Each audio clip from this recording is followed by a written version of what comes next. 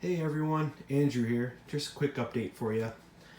Not really a whole lot's been happening in the layout. Been doing a lot of yard work outside, lots to clean up around my property because there's been a few storms lately. So just cleaning up old branches, things like that, and haven't really had much time to do some modeling. But I'm still been involved. Been cleaning out a lot of stuff I'm not using, so cabinet's looking a little empty.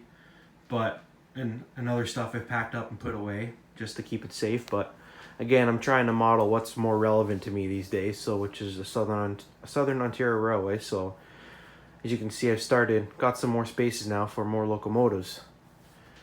CN shelf is still pretty full. Kind of want to keep a lot of that stuff, so keep that in place. Anyways, some new items. I went up and saw the guys at Otter Valley. Picked up a couple ready to roll tankers here.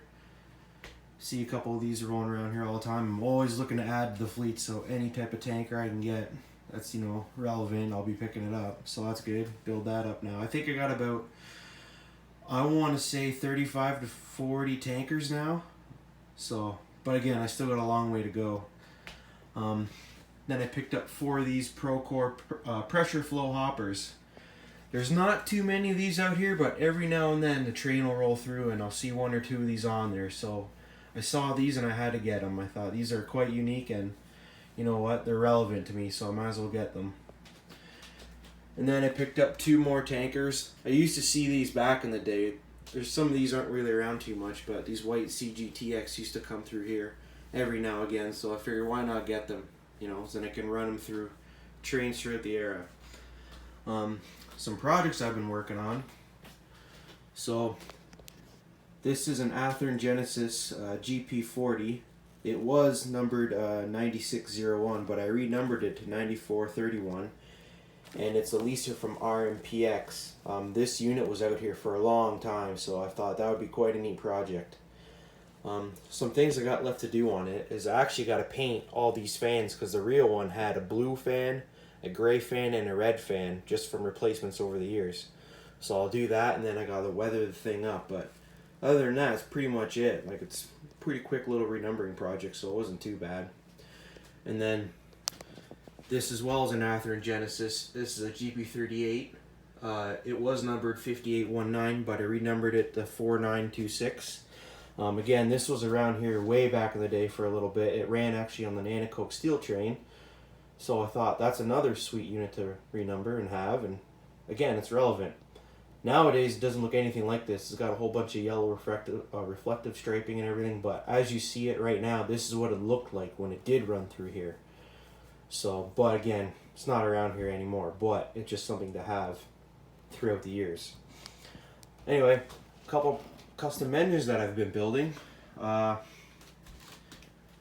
Railink 1808. Again, this is another one of those Walthers GP9 kits that I had, so I've been working on this guy. I got to get new logos for the side though. These ones are too small, so I'm getting some new logos made up. So hopefully have those within the next couple months to finish this guy off. And I still have 2 more of those kits to build. So slowly but surely. But this one's pretty much done. Just got to get the deckling, like the proper logos on it, then I can add DCC and sound and lights, and it's good to go. This next unit here, this is SOR number 4001. This one's currently operating out here at Nanticoke, so it's nice to have.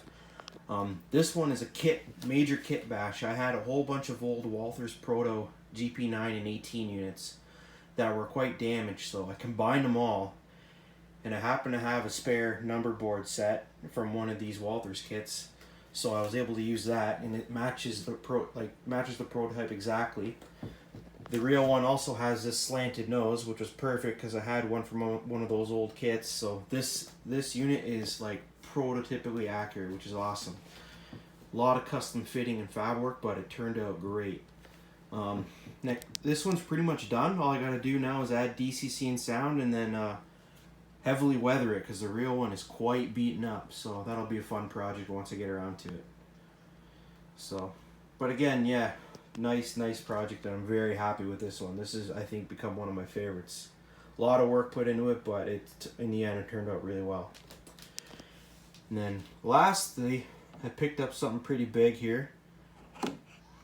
It's not something I normally model, but I've been eyeing one of these up for a while, and you know what? For Canadian heritage, it's something you got to pick up. So we'll go pan around and take a look at it here. I splurged and got one of the Hudsons. These things are beautiful. Again, this is not something that I model by any means, but it is just an absolutely gorgeous model. And if anybody's thinking about getting one, I highly recommend you do, because Rapido hit these things out of the park. So here's the bell. You can change the bell and horn like as usual wherever you want. And then that's the horn I chose. I absolutely love that whistle. It's awesome. But like if you look at the detail on these units, absolutely fantastic. The nice 3D etched logo there, all the way down. Especially that logo on the tender. That is beautiful. Awesome, awesome, awesome units. Now I've been reading on forums that people have been having problems when they're running them. I personally have not had any issue with this unit running. It has been flawless, so I'm not too sure what problems people are having, but again, I haven't had anything with this, any problems with this unit whatsoever. So I don't know if it's just a certain batch because it's their first steam locomotive. I don't know, but I don't know. I don't think it's honestly that big of a problem. The time I've had this, I haven't had any issue with it running, and it's been such a smooth runner. So I don't know. If you're thinking about getting one, honestly, I would, because they're going, and once they're gone, right? They only made a limited number of them, but they're pretty fantastic. Like they got everything on this. I haven't been really messing around with any CVs or anything yet, or really exploring much of the sounds or anything, just because again I pretty much just bought it for a static display right now, because again I don't have a large enough layout to run it on. It's not that big.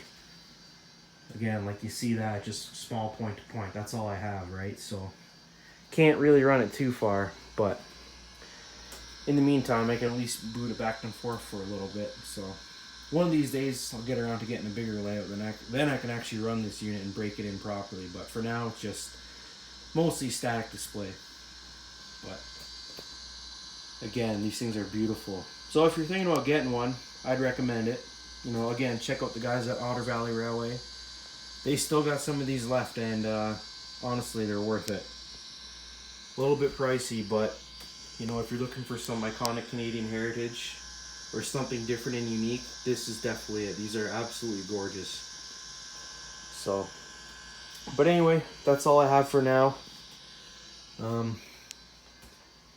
Nothing too crazy, just a lot of locomotive projects. That's kind of what I'm into lately. I like custom building a lot, so been thinking about, I have an outbuilding. I've been thinking about moving my layout out there to make just to extend this yard to have it actually longer like the real prototype. So I'm contemplating on doing that. I'm not sure yet.